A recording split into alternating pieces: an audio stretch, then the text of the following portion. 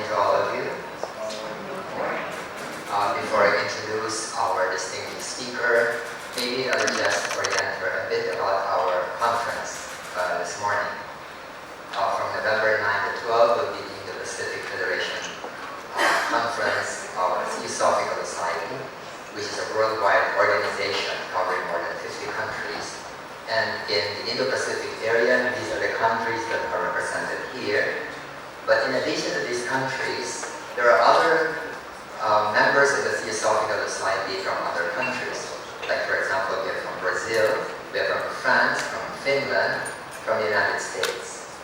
And we gather every 3 years for this conference, for getting to know each other better and for planning our overall work in the Indo-Pacific area.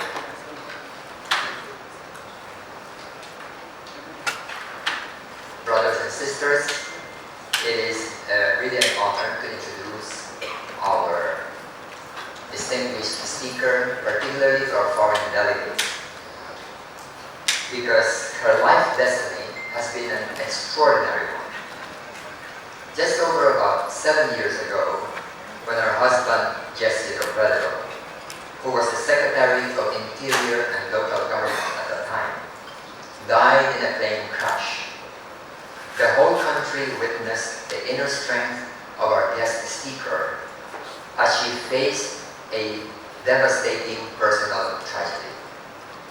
Her husband's death created a leadership vacuum in her district, and at the time, she was then a lawyer for the farmers, for fisher folks, for women, for the poor and underprivileged people, and had no desire at all to enter politics.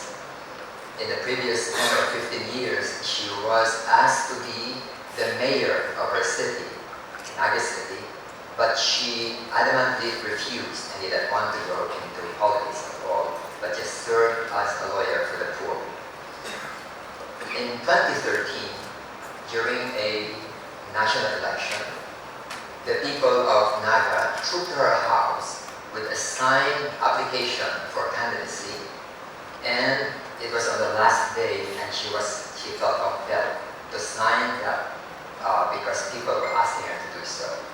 And despite lack of preparation, she overwhelmingly won in that election. Her integrity, selfless service, and dedication during the short 2-year term as a new congresswoman drew the attention of our national leaders, such that when the national election time came for 2016, she was asked by the ruling party to run as Vice President of the Philippines, despite the fact that she was relatively unknown compared to other more famous candidates. In an early survey, only 1% of the voters recognized her or would vote for her.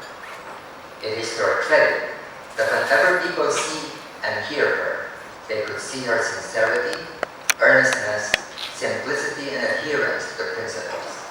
What happened that year is now part of history. Someone wrote that she rose from 1% to Vice President. Today she is well known as someone who stands by her principles to advocate what she believes is right, even if she is vilified or criticized for it. This week she was challenged by the President to take the lead in dealing with the drug problem in our country because she had criticized the bloody manner in which it has been carried out in the past 3 years. All her supporters and friends were against it because they said it was a trap to discredit her. But she said that if her involvement would just save one single innocent life from being killed, she will do what she can. So she accepted this difficult challenge. Ladies and gentlemen, let us welcome our honored guest speaker, Her Excellency Leni Robredo, Vice President of the Republic of the Philippines.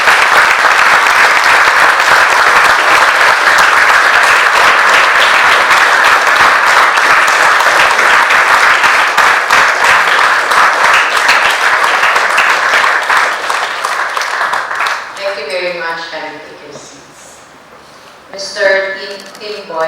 President of the Theosophical Society, Mr. Charlton Jules Romero, National President of the Theosophical Society of the Philippines, Mr. Gerard Brennan, President of the Indo-Pacific Federation of the Theosophical Society, Mr. Rick Hauchin, former President, delegates of the 14th Indo-Pacific Conference of the Theosophical Society, honored guests, ladies and gentlemen, magandang umaga po sa inyo lahat. Thank you very much for inviting me to be with you this morning. I was told that it has been 12 years since the last time the Philippines was given the honor of hosting this convention.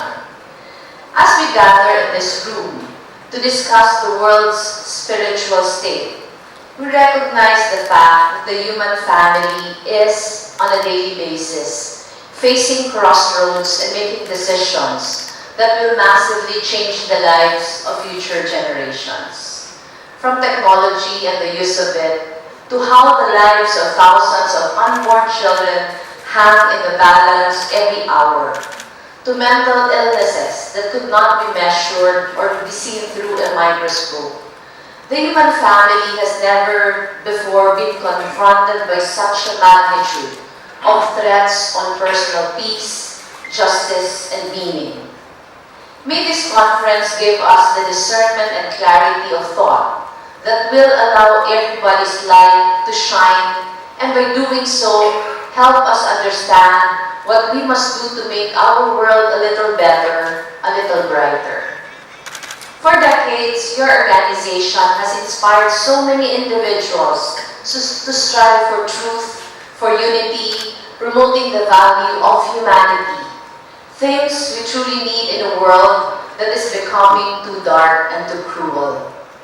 Here in our country, we are weighed down by teenage pregnancy that is fast approaching crisis levels. A generation of young people who have grown up disconnected from parents who work and live overseas, and a growing number of families whose loved ones have been torn away from them in the most excruciating manner by a raging campaign against illegal drugs. Darkness, as they say, is the absence of light. And even as we try our very best to fight the darkness faced by so many of our people, we believe that flooding our country with light is ultimately the best solution.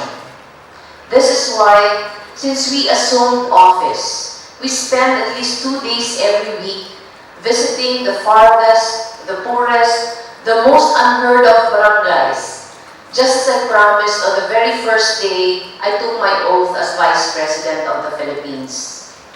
These weekly trips opened our office eyes to some of the harshest realities taking place in our communities.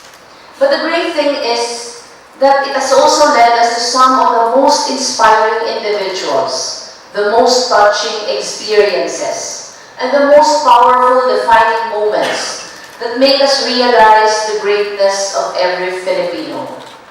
But in our drive to bring the government to the most remote and the most poverty-stricken areas of our country, we are constrained by a huge challenge. The office of the Vice President in our country is very different from those in other countries. Our Constitution itself limits our purpose. We have neither the mandate nor the resources to implement meaningful programs, if we are simply expected to wait for our term to end, or to assume the role of the presidency if and when necessary. But I have been a human rights lawyer for decades before I assumed the vice presidency, working among the poor and marginalized in both remote communities and among the urban poor.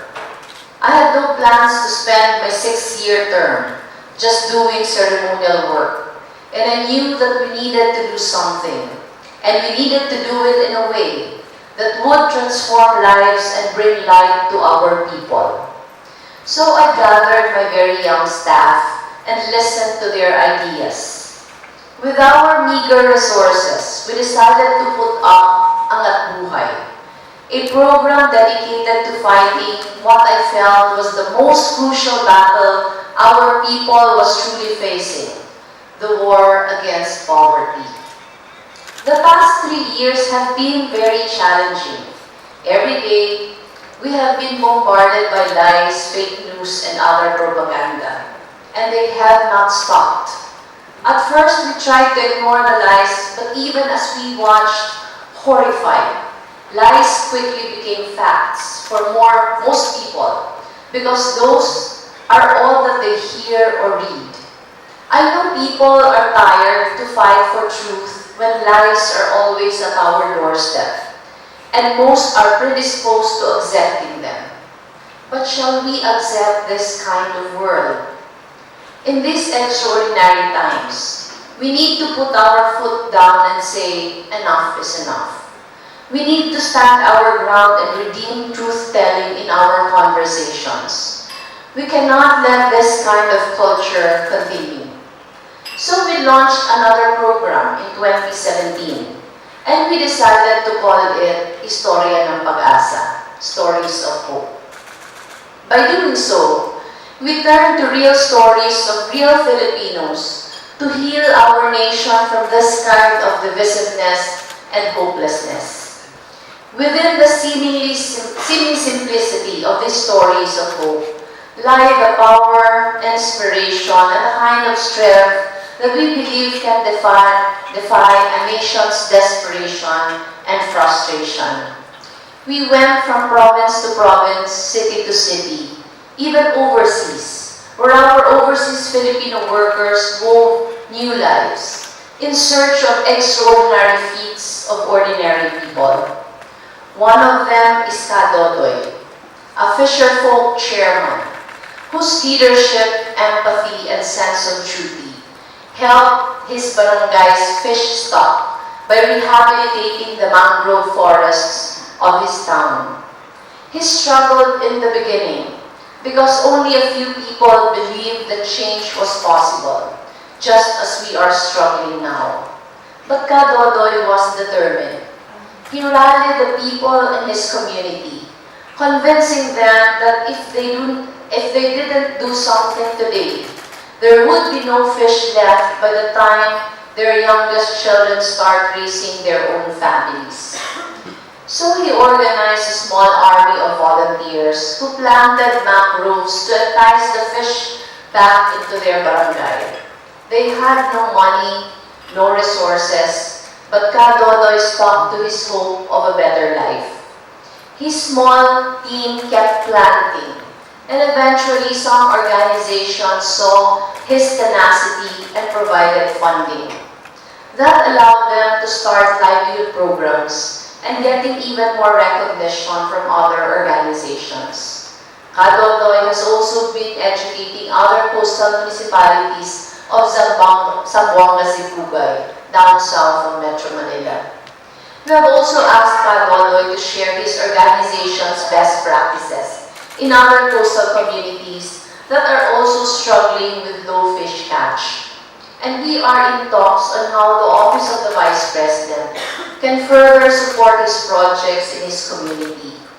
Kadodoy's hope for the next generation is our hope for our country, that we must look at our people with kindness instead of harsh judgments, that we must recognize the light in every life, the light in every dream, the light in every bright future. Instead of cutting our people off when they make a mistake, we must reconnect them with society, and by doing so, empower them to build a better life for themselves. It sounds like a backbreaking and tiring kind of strategy, building our nation one individual at a time. But the nation is simply a collection of its people. The value of one human life can never be measured. And we must believe that there is an inherent goodness in each one of them. So you see, Istorya ng Pag-asa is not just our fight against these dark times. It is our fight for empathy in a time of apathy. Our fight for hope at a time of hopelessness. And our fight for life in a time of suffering and violence. The brutal killing of innocent lives due to the war on drugs has affected so many Filipino families, especially those at the margins of the society. I have always been vocal against the government's senseless killings and the violence that accompany the anti-drug operations for the past 3 years. And I strongly believe that it is incumbent upon us to assess if we have been effectively transforming the lives of our people, especially those who need help the most. Last Wednesday, I accepted the challenge to lead the government's efforts against illegal drugs. Despite overwhelming advice not to take the position, and even if we say this offer is playing politics and that agencies will not follow me and they will do everything to make me fail, we are ready to take on this new responsibility if it means we can save innocent lives.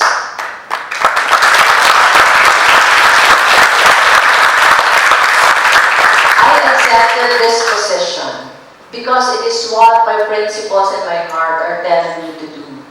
It also tells me that we can win this fight, not by brute force or bloodshed, but with courage, empathy, and dedication. These are qualities that the Filipino is known for: his compassion and his heart. And I believe that together we can uplift the lives of our people and bring back the dignity each one is due.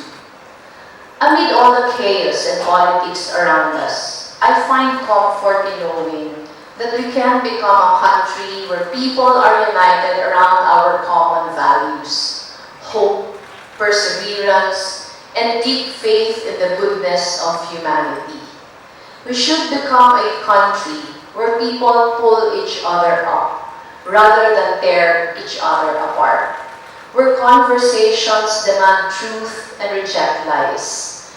We can be more than who we are now by being the messengers of hope our world needs. Not the kind of hope that is passive or superficial, but the kind that is brave, defiant, and willing to face all odds. Hope is the only powerful thing that will carry us through these challenging times. So I encourage everyone to continue shining your light one person at a time, one community at a time. Because light shines bright even in the darkest corners of society. Thank you very much. Mabuhay po kayo.